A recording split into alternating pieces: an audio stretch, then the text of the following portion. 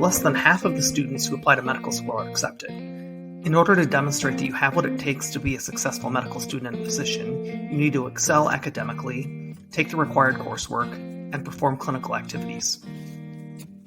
I'm Dr. Ben from The Developing Doctor, Pediatric Cardiologist and Physician Development Coach. In this video, I'm going to describe a foolproof plan any undergraduate can use to ensure that they meet the requirements for admission to medical school. So if you want to ensure that you get the most out of your undergraduate experience, watch the rest of this video. Let's get started.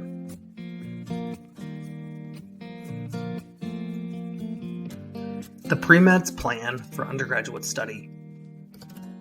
The first decision a pre-med student makes is to pick a college. Many people wonder if there's an ideal school that will increase their chances of being admitted to medical school. In reality, there's no perfect choice. The most important thing is to pick a school that works best for you. When picking a school, think about the location, cost, size, range of degree programs, and the proximity to family and friends. Think about the feel or personality of the school. Some schools have a competitive atmosphere where others are more laid back. Which would work best for you? The atmosphere of the school really won't affect an admissions committee's decisions. Pick an environment where you will thrive and that aligns with your goals. In general, the reputation of your undergraduate college won't affect admission decisions. The one exception may be if you plan to attend a highly competitive, well-known medical school. In those situations, the reputation of your undergraduate college may affect admission decision. The next big decision pre-meds make is to choose a major. While most pre-meds major in the sciences, the major you choose really does not matter for the most part from an admissions committee perspective.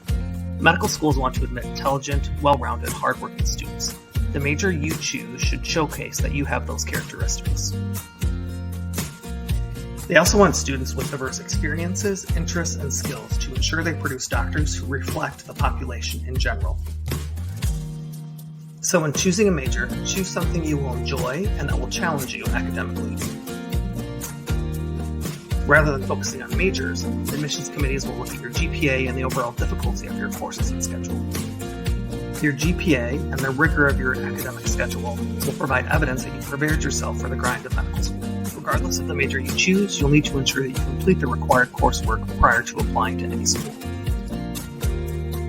Required coursework can be divided into science and non-science requirements. Science requirements include 2 semesters of biology, chemistry, organic chemistry, and physics. Each course should have an associated lab. 1 semester of biochemistry is recommended. Non-science requirements include calculus, statistics, psychology, and sociology.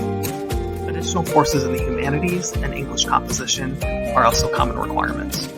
Admissions committees may look at the electives you take as a way to learn more about you, so take courses that you enjoy. Other important electives include death and dying, courses on human sexuality, and medical ethics. Don't hesitate to take courses that align with other interests. Theater, improvisation classes, art classes, and foreign languages may set you apart from other applicants. After choosing a major, it's important to create a timeline that outlines your path from pre-med student to medical school application. Although 4 years seems like a long time, it's important that you build a schedule that allows you to do well and meet all of the admission requirements before applying. Many of the requirements require longitudinal experiences. So when you create a class schedule, make sure you allow time to study, volunteer, shadow, prepare for the MCAT, work if necessary, and engage in clinical activities.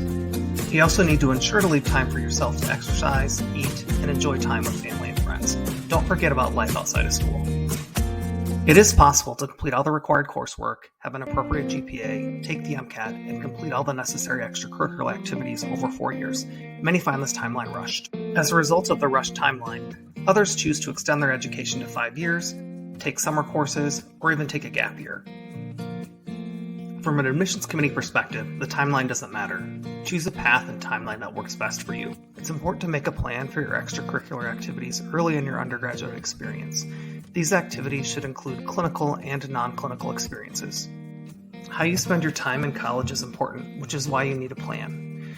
The extracurricular activities can be short-term and long-term. The long-term activities require planning. Extracurricular activities are important because it's a way for admissions committees to assess Personal characteristics that cannot otherwise be evaluated in application. Remember, college is a time of growth, and it's okay to push yourself and seek out new experiences.